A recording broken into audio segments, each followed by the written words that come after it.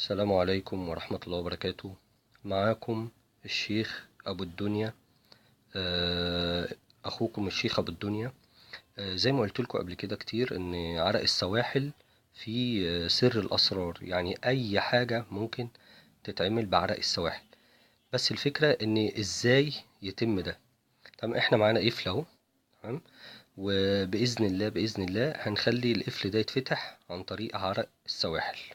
تمام، بنقرا عليه آية معينة، حاجة معينة كده، فبناء عليه بيتفتح. بسم الله الرحمن الرحيم. آمين. ونقول له افتح بإذن الله، افتح بإذن الله، افتح بإذن الله، افتح بإذن الله، افتح بإذن الله. تمام، ونركز ونقول له افتح بإذن الله، خبط عليه كده بالراحة، افتح بإذن الله، افتح بإذن الله. اهو اهو، لا إله إلا الله. اهو اهو اهو، القفل اهو، اهو زي ما هو اهو اهوت.